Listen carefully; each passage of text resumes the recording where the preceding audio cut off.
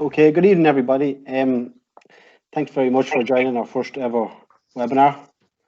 I hope everybody can hear us and we don't have too many technical glitches this evening. I hope everybody is staying safe and well and getting through these unprecedented times. I suppose UHA Handball, we felt we could use this time, I suppose, to maybe upskill our members on various aspects of running a well-organised and productive club. The webinars will run for 8 weeks and we will cover a wide range of topics connected to a well-run club. Each webinar will be presented by an expert in his or her field. And I'm delighted to introduce tonight's presenter, Eoghan Tuohey, who is the Officer Development Coordinator with the GEA. Eoghan will be covering learning opportunities for club officers. Eoghan will deliver approximately a 20-minute presentation and then he will answer any questions which we have been sent in through the Microsoft Forms. Also, there'll be an opportunity for a live Q&A at the end. I suppose if anybody has any questions for Eoghan during his presentation, if you could please type them into the chat box and then Eoghan will get to them whenever he has a little chance. Also, just a bit of housekeeping, please ensure everybody has the microphone on mute, especially unless you're asking a question at the end. Feel free if you want to take notes, but please be aware that I am recording each of these webinars and then I plan to put them up on our website after they're all finished. And I suppose Eoghan will also give us his presentation and we'll stick that up there as well. So I suppose I'll hand you over now to Eoghan and we can get started. So Eoghan, over to you. Thank you. Thanks a million, Park. Appreciate it. Evening all. You're very welcome along to this. I'm usually in the position of facilitating these as opposed to actually delivering them. So hopefully everything goes okay. As Park said, I'm the Officer Development Coordinator for the GA, primarily involved in creating learning opportunities for club officers, but the remit extends to county officers as well. And so hopefully we'll be able to, what we'll go through this evening, I suppose, is the learning opportunities that we have available within the GA that as of this year goes across all sister organisations and associations and is applicable to everybody under the umbrella. So hopefully you'll get some good out of it if you can. As Park said, in terms of questions, I've been sent 10 questions in advance, and I have them dealt with on the slides here. So, but as always, if there's any queries that are outstanding, you can let us know in either the chat function or via the microphone at the end. And if I can't answer myself, I'll certainly find out for you and do my best to get that. So I suppose to begin, what I'm going to go through here is an overview of what we offer club officers, and it's encompassed under the Club Leadership Development Programme, which is my main remit, which is the officer training programme overall that we have within the GA. It's the first year that we partner specifically with the LGFA and Camogie as well, so we've made all the training available across associations. And I suppose that the remit of it is to provide opportunities for learning and development for club officers to reach their potential and as such lead to more successful and well-run clubs, which then translates to success on the field or in the LT in this case. Originally, the CLDP was designed with the chief principal officers of a club in mind, so the chair, secretary, treasurer and PRO. It's expanding all the time and has done this year.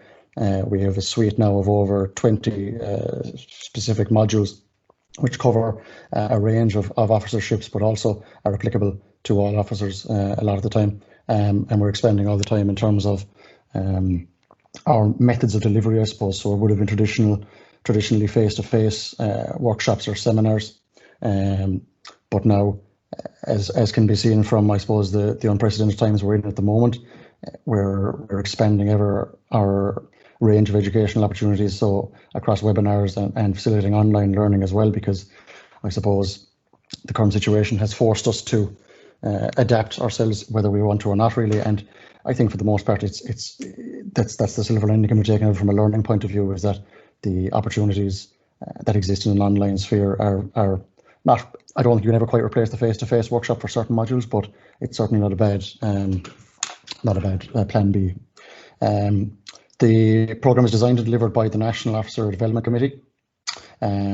So that committee is based of representatives from all associations and from people from various GA volunteering backgrounds. And it also partners with various departments in Croke Park, provincial councils and county development officers primarily to facilitate the learning officers. And we have over 7,500 officers have participated in the programme so far throughout the years. I suppose briefly, just to touch on 2020, most of our training is done January through April, so we were relatively lucky in that regard, in that we had most of it done before the crisis hit. We were constantly on the lookout for associates. So associates is someone with an expert with previous skill set in a particular officer role, and they help deliver the programmes to club officers for us. So we have 24 counties providing associates. We're always looking to grow that and to get representatives from across associations. In 2020, we had over 1,600 participants, and we had 13 out of the 18 modules were delivered. And we had events in 22 counties. Our aim every year is to have at least 2 events in 32 counties and London as well. And we had events scheduled prior to the outbreak. So look, it was the first year of alignment with LGFA and Community Association, so we were happy enough. There was an increase of over 400 from 2019. So look, the engagement is there, and it's something that I firmly believe in, because just from a governance point of view and from a training point of view, it's so important that now more than ever that we have a robust system of training in place, so that officers aren't going into something blind.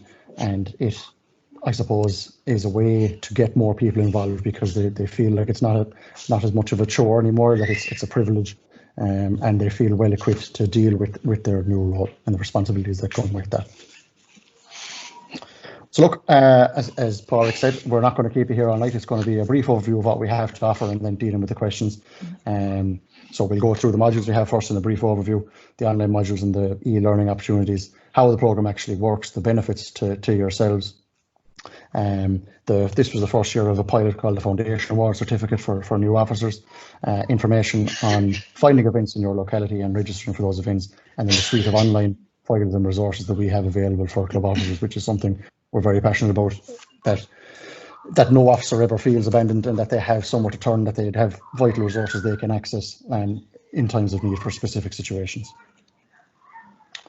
So I suppose first of all, the module overviews. I'll just quickly do this for you now.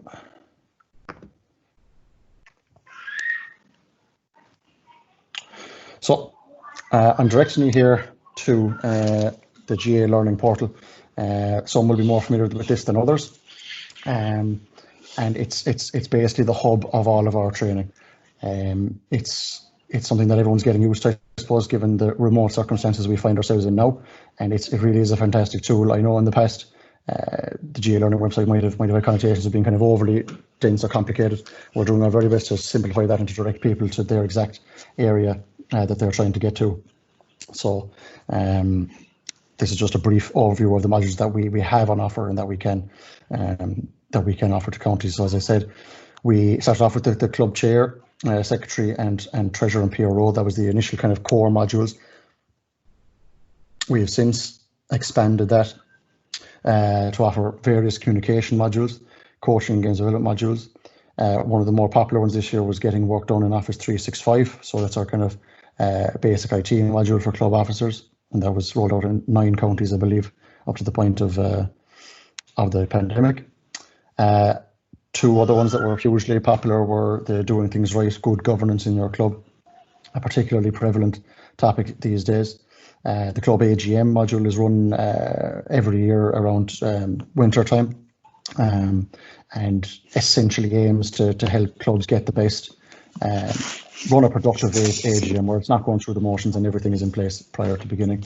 Our volunteer recruitment workshop, which I believe is one of the webinars that Pádraig is hosting next, the Irish Language and Cultural Officer, data protection, club management, effective meetings, disciplinary rules and procedures, creating a safe club, a key one, and one that will certainly become increasingly popular given the times we're in at the moment, and we will have to adapt that to, I suppose, how clubs can prepare to return to as normal a life as they can after this is all finished.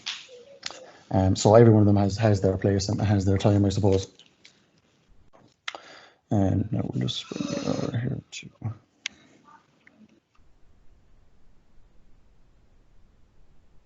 just to touch on, oops, sorry.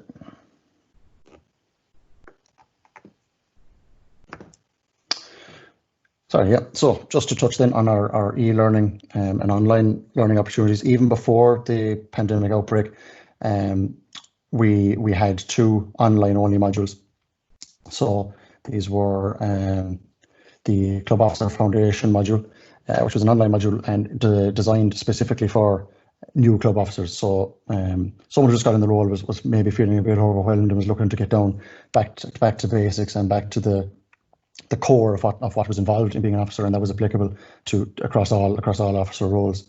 And we also had the Leading Effective Meetings module, which proved popular, which again was for all roles. It wasn't designated to anyone in particular, and aimed again to avoid, as we all know, it has happened, meetings that go around in circles and kind of achieve nothing.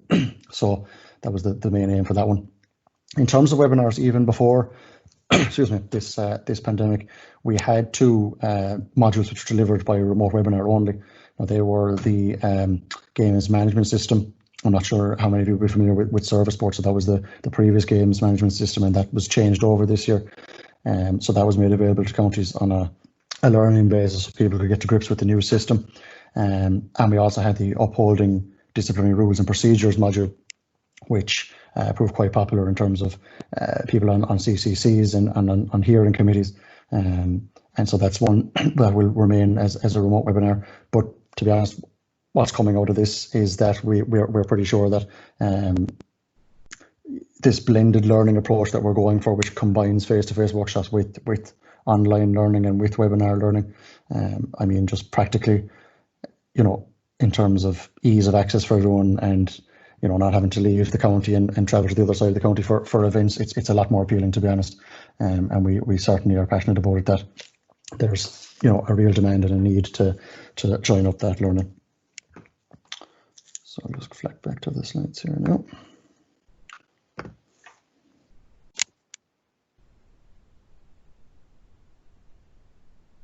So yeah, just to touch back on briefly on the learning opportunities. So I suppose recently we've held between club and county, I think there's been 9 webinars held in the last few weeks.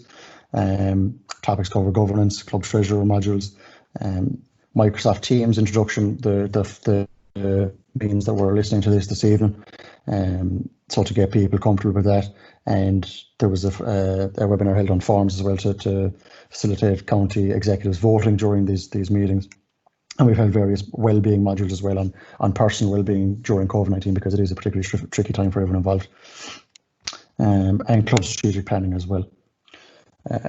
So yeah, Microsoft Teams is the primary tool that we're using for all these. We had kind of a more bespoke tool prior to this, but we're finding it to be pretty handy. The live event is more of a broadcast, so people can't really interact as much, as more suited for larger audiences than we have tonight. But yeah, look, to be honest, I think it's a very useful platform for these events. Now, so to briefly go through just how the program works, so that's the Club Leadership Development Program, so the overall training program for club officers. Essentially, it's all through the county development officer that we work, or the development officer in general.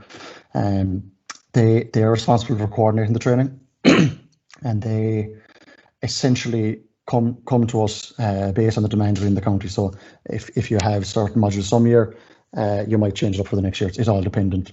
So a proactive development officer is critical, and in fairness, the vast majority are, because they're passionate about training and about enhancing the skill set for their officers. So they'll consult with clubs to determine the topics of interest. Then I myself appoint a trained associate. As I said, we're constantly looking for new people who are trained in specific areas, particular experiences in officer roles, or experiences in life and in their professional lives, and that's how we then schedule those, and we put them on the online events calendar, which again is accessible on the learning portal. And officers then have the opportunity to go directly to the calendar, find local events within their county on whatever date and time and location it's in, and then they can register online, and that just to speed up the process.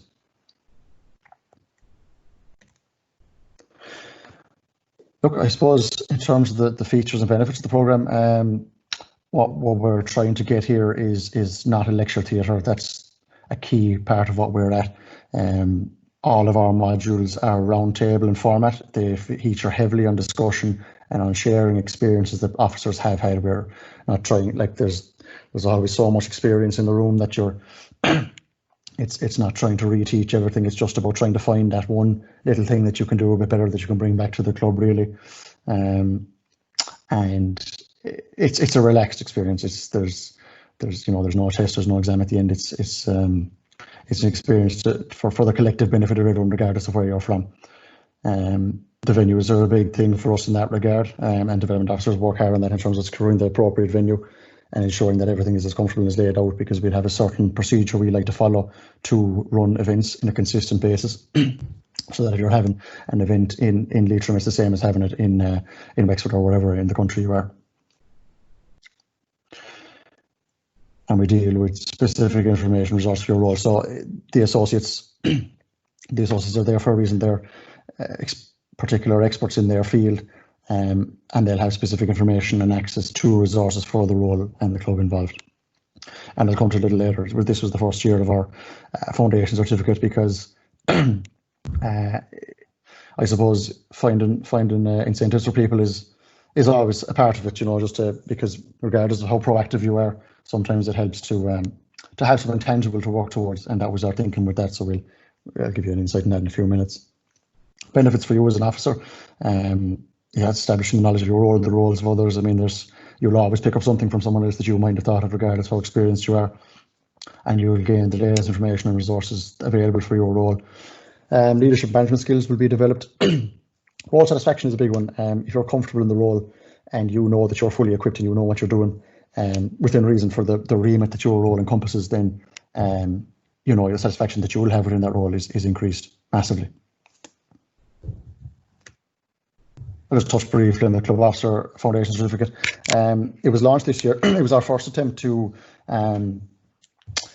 put together a plan to have a tangible and structured, logical way about the learning.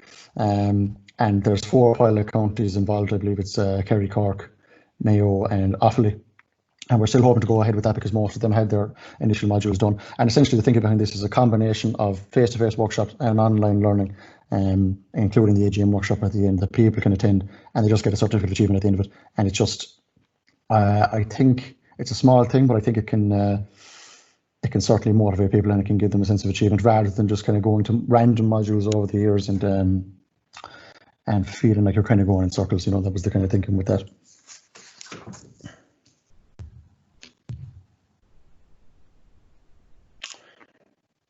So finally, events or registration. So I'll just touch briefly now on the calendar we have, just to show you.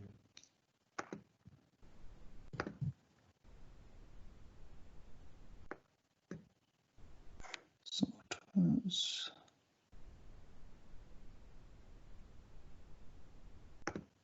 there we go. Now, sorry about that.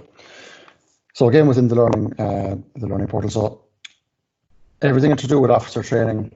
If you're going to the learning, go into the GA, learning.ga.ie, and once you get to the home page, so there will be the home page that greets you, and you're going to administrator and then club officer training, and that brings you to everything to do with club officer training.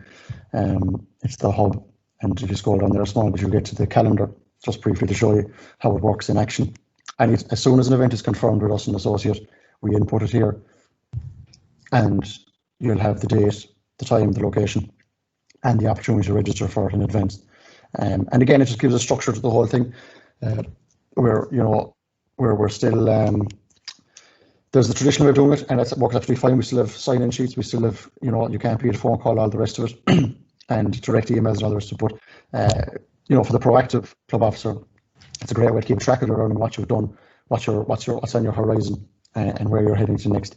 And we're hoping that slowly, gradually, that's the way it's going to go for everyone, as things progress.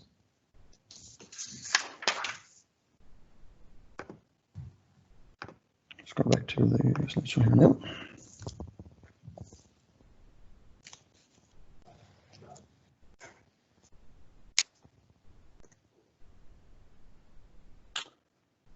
So we're now on, yeah, so that's just kind of the end of the overview of the program itself. I'm on to the first question here now, so we'll just go through these for you now. Like, I think we have 10 questions here in total that were sent to me beforehand, so hopefully these address most issues. As I say, if there's any other questions, by all means send them in, and if I can't answer them, I'll certainly find the relevant person who can. So we have questions in here about how to get more people involved in officer roles, or there was another one came in about addressing the issue for small clubs who have limited adult members. It's a classic scenario, and it's one that we all know all too well, and it's the biggest challenge really, because even though people who are involved kind of reap the benefit from it and can't fully understand people who don't get involved, it's kind of the first step a lot of the time that's the issue. And just in my experience, I suppose I'd break it down to three key areas really, not to go too much into the volunteer recruitment side of things, but it's overall it's about the recruitment process. It's about helping them and equipping them when they're in the role, and then the key part really is retaining them, because that's where you see the most drop off. I suppose my initial thoughts when I got this question was, you need, if you're a chairperson looking to fill a role, you need to obviously not know the role inside out, but you need to identify the role and the exact responsibilities that role encompasses.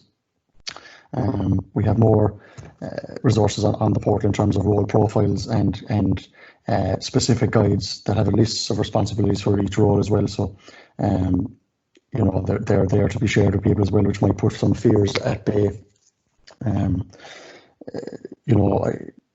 So you need to know the person that you're looking for. And I suppose I put second, understand why people will volunteer to be officers and why not. I mean, this is a kind of a classic issue we have. I wrote down some notes here. I mean, people volunteer because they were asked, because it's a family tradition to get involved in the community. It's something to do. Supports the children's involvement a lot of the time. But it's the reasons for not volunteering really and getting involved in the club that we're looking at. A lot of the time it's surprising people just aren't asked straight out to get involved. And I suppose the negative connotations attached to it, they don't have the skill set. Once they get in, they'll never get out again. Lack of confidence, don't know how to get involved. If you're not from a traditional kind of GA family, maybe we see it a lot, that there's still kind of a clique mentality, that people looking to get involved in GA clubs for the first time and are not sure how to go about it exactly. So it's important that the club is as welcoming as possible. That comes to my third point there. Fostering an environment that encourages people to get involved in their club is absolutely key. That would be the biggest one for me, I think, really, is that you can ring people and pester people all you want, but you need people in who are doing it for the right reasons. It's easier said than done.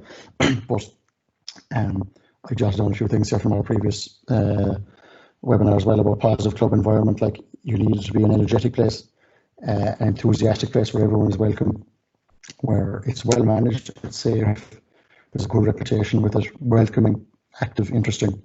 It's a positive and enjoyable place, but there's a place for all. Where the emphasis at the top level, fair enough, is all about winning and getting results on the board. But from a management point of view, from an environment point of view, and from a family point of view, that it's a welcoming place. And you would be surprised how many people will volunteer their own time at that stage. And then I suppose down to the nuts and bolts of it in terms of actually identifying people. Mass communication methods, direct emails, direct calls, online methods being social media. But face-to-face is a recurring one for being the best, not because people, because people find it hard to say no if you ask them to their face, but it still is the most personable way. And they, more often than not, will feel fairly pleased themselves that they were singled out to be asked and that kind of thing, and that you feel that they have the requisite skills available to contribute to the club. And then the last one then, as I say, is, identifying them and getting them involved is the first step, and that's great. Making sure they feel equipped and well equipped and supported in the role is key, and that can be done within the club. But we passionately believe that while we can't, reach out to every individual club, we believe by reaching to by the provinces and the counties and then to the clubs, that we want to touch every club and make sure that they know what's available to them to support them, and that they don't feel alone, basically, as part of the process.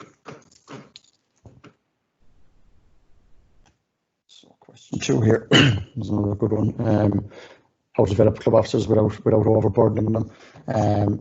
Yeah, look, I suppose that's developing club officers is the purpose of the club leadership development program. And it's, as I say, generally speaking, it's January to April, because normally, obviously, we've championships and we've games starting then at that stage. But to be honest, if a county is looking for training in the middle of June and they have people willing to do it, we have no problem doing that. We're entirely flexible in that regard. But generally speaking, it's January to April. And yeah, it's about equipping them and making them feel like they're not in the dark, like they're not alone. Club planning program, which my colleague Jack McCarney runs, which is the national program in place which helps give clubs their plans going forward for projective, be it short, medium, or long term. Each one is bespoke and unique to that club, and we'd highly recommend all clubs get involved in that. The online information available on GAE, the learning portal. A lot of the time, myself included, people get intimidated by these things because there's so much on it, but the reality is that there's so much on it because there's so much to cover, because there's so many resources. So it's just a matter of just getting in there, finding your relevant role and the information you're looking for, and I guarantee you it's there to support you.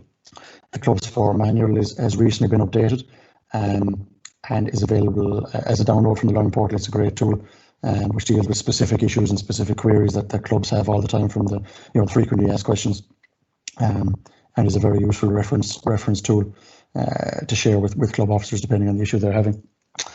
And I've had in here at the other end of the phone as well, because certainly in my role as well, in terms of developing relationships and securing buy-in from people, phone calls and face-to-face interactions are hard bet. People who previously held the role who know what's involved and can empathise with the difficulties they're having or the challenges they're facing. Other club officers, it's vital that there's a kind of a united approach as a club executive towards pretty much everything. That kind of comes back to the environment we're creating. You can't have lone rangers going against the curve. It has to be kind of a united front. County level is there. There's always people holding the equivalent role at county level, and the development officer is always there to support club officers, regardless of the issues they're having, and to make sure that they feel confident in executing whatever plan or whatever project they're involved in. And then we have provincial councils and central councils as well, and help is available there and can be filtered down.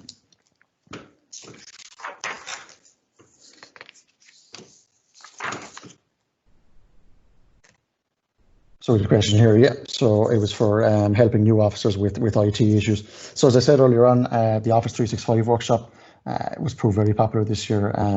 We're looking at ways to deliver it via webinar now, focusing on kind of OneDrive and on SharePoint. And you're dealing with a vast difference with technical abilities, and that's fair enough. That's people have their way of doing it, and that's absolutely fine. And this is a program that does start with the basics. If people, I suppose it's not for people without any computer literacy skills at all. It's probably the one step up from that, but there's a world of resources available to club officers with their club officer designated email address that a lot of people don't know about, and it does make their life an awful lot easier. And that's run chiefly by our county IT officers. So we have lads on the IT committee who run those, and those IT officers, we work closely with a few of them. They're invaluable resources to have. They're experienced people, and they've been there.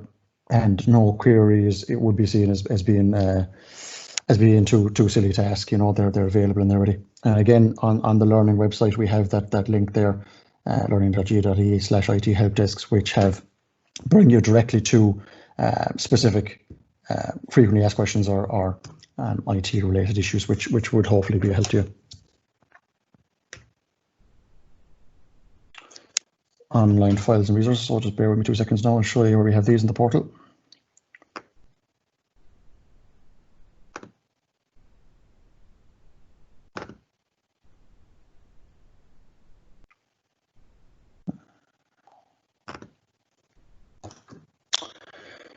So as we went through previously, so on the GA Learning site, on the main site, again, you can just go to Administrator, and and if you go down here 3 spots, you have the club resources.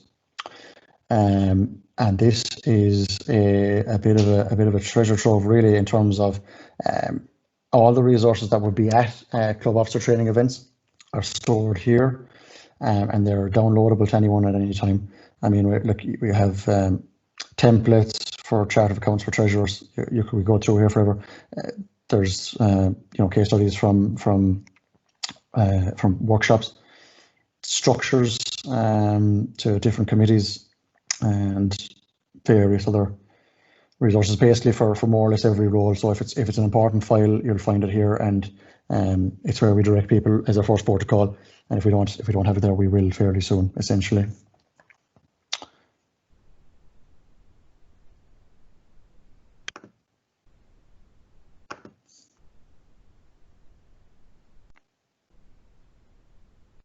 So here's another question. It was just about the key responsibilities for the club chairperson, secretary, treasurer, PRO, because regardless of whether we expand it, and there are, every role is vital, but the buck does tend to stop with these, certainly top 3, and the PRO as well has a vital role to play. So yeah, look, obviously we haven't the time to go into detail on all of them, but these are still our most popular modules. What most counties do is in one evening they'll run all 4 simultaneously in different rooms. So everyone will come together initially, and then each officer will go off to their different room and get their specific training. And most counties, if they don't run it every year, they'll run it every second year, because to facilitate for the changeover in officerships. So yeah, briefly, look, the chair is the club representative. He or she is the standard bearer, the face of the club, essentially. So chairing meetings, absolutely, and motivating, kickstarting projects, monitoring events, conflict resolution, planning. I put in visionary there because they have to think of the bigger picture, as well as the kind of the day-to-day running of stuff and the administrative tasks. The secretary is largely responsible for those. The chair is to have the kind of the vision to where they want to take the club in the future. Jotted a few other things down here in terms of negotiating, challenging people, talking to people, and getting things up and going is another key one. Secretary, arguably the most important role in the club. Many would argue that. In terms of administration, absolutely vital.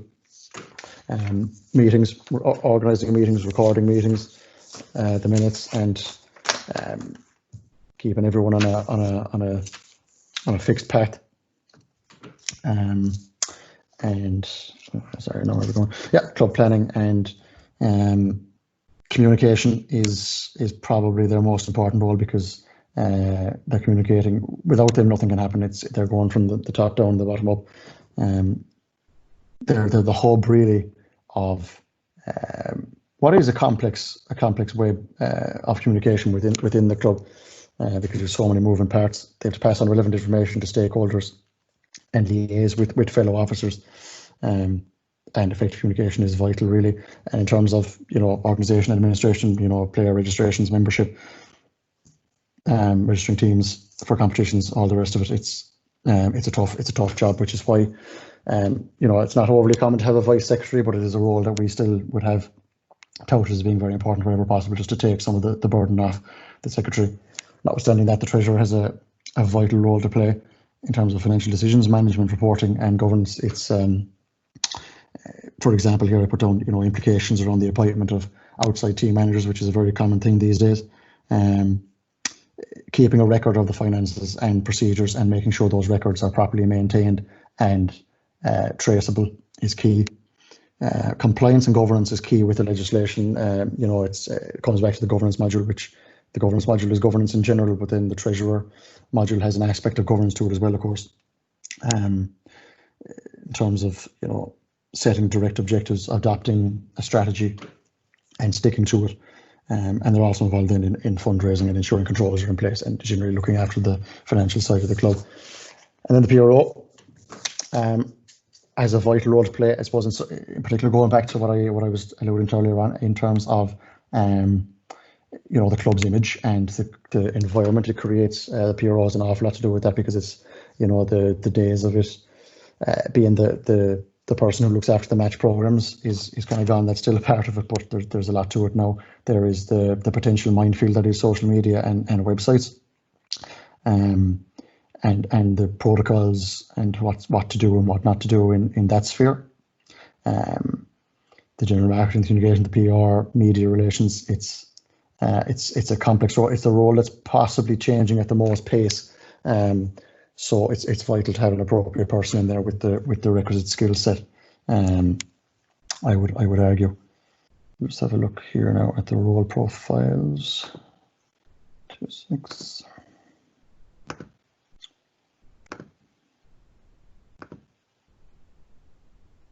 So another section here on the portal, which is very useful, I believe, for officers starting out and who might be a bit tentative, or you know, mightn't even come from a particularly strong GA background, like, you know, what the hell have I got myself into here?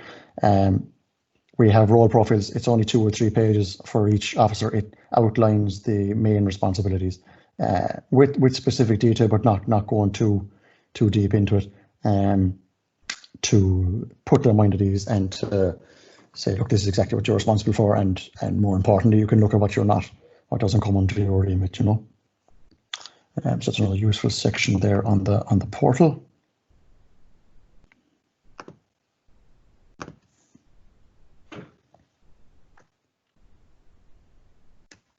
Yeah, so the question here just on other online courses for club officers. So yeah, as you kind of said earlier on, there's 2 online modules currently, which are exclusively online, can be done anytime, anywhere. Once you have an account on the learning portal, so that at the start, that's essential. You just click register in the top left corner, and it's a short enough process to get set up there.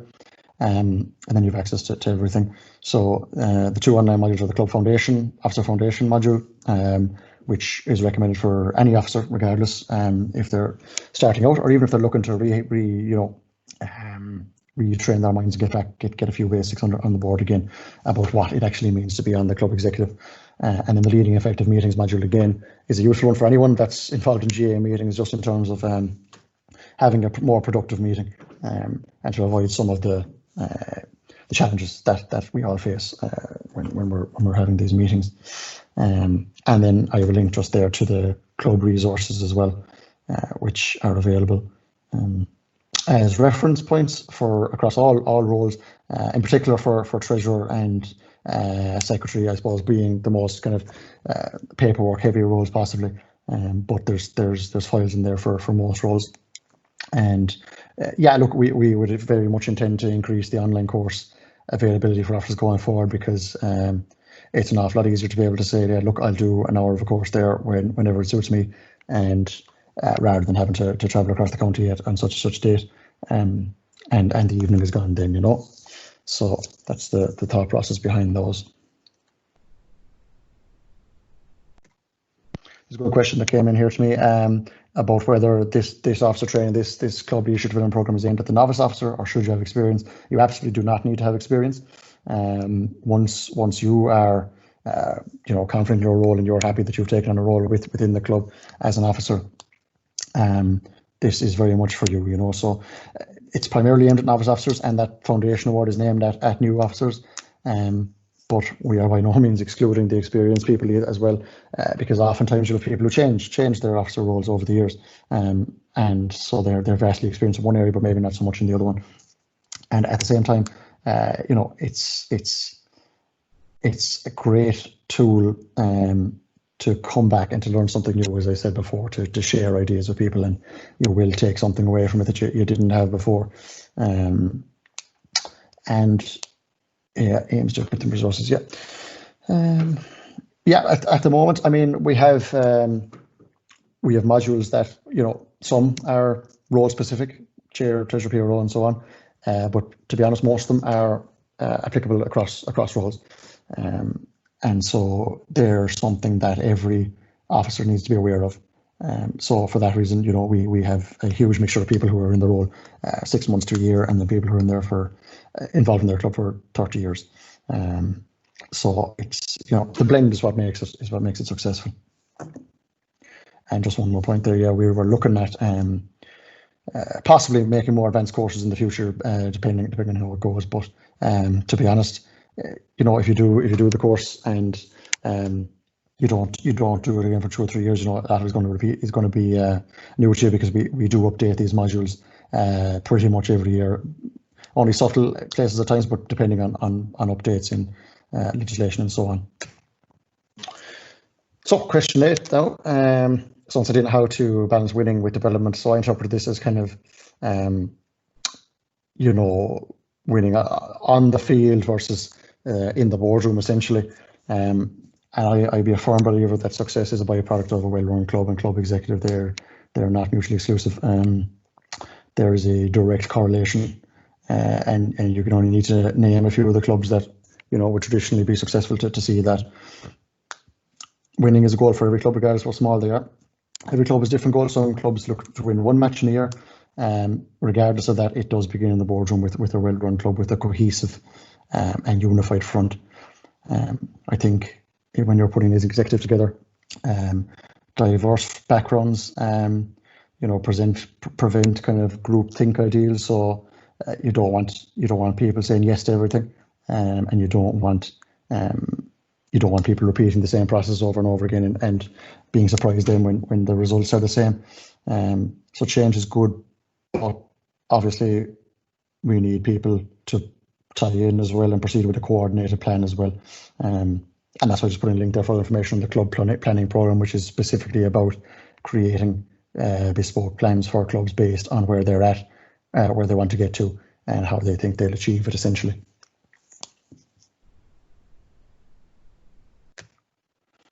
So we had a question here that came in today about the minimum number of officers required to run a club successfully. So I had to consult, as I often have to do, with the club constitution or the official guide, which by the way every club officer should have on their desk at all times, because you might think you know a rule, but it has a habit of coming back to bite you. So look, essentially the rule states that a club executive should be comprised of chair, vice chair, treasurer, secretary, registrar, Irish language and cultural officer, PRO, children's officer, 1 player rep, and then 5 other full members. Now, that isn't the case for everyone. Call a spade, and it's not possible for a lot of people. So I went on to 8.6 in the club constitution there again, which essentially says that if there's positions left open where there's no nominees, they should be filled as soon as practical after the AGM. So look, ideally we're striving to fill all the roles. There's other officer roles, as I said, vice secretary, insurance officer, coaching officer, and games development officer, which can be seen as discretionary at times. But listen, if you're looking for success, I would be a firm believer in filling as many roles as you can. And no, not for the sake of them, but where possible to fill them as you can. So it's impossible to put a figure or an explainer on the minimum number of officers run a club successfully. You're aiming for the full set, and you'll know yourself in terms of importance with running the club, who you need if you can't fill them all. I've just seen a question coming in here about where you can find the club constitution. It is available on the website, I think. To be honest, I think you can just Google GA Club Constitution. It should come up. It's on the GA website in there somewhere. So same with the official guide. If you just Google them, GA official guide, it should be the first thing that comes up, and there's downloadable versions there. So this was an interesting one. The last question we had here was, when things do return to normal, what will clubs have to do differently? It's the $1 million question, in fairness. I suppose we have to be careful with this one. I'm far from a health expert, and I suppose the first thing to say is we'll follow the HSE guidelines to the letter of the law, is what you'll do. We don't know when club grounds will be open again. As I alluded to earlier on, we have a popular module called Creating a Safe Club, which is all about what it says in the tin, essentially, making it as safe as possible for everyone. And there's aspects of insurance to that one as well.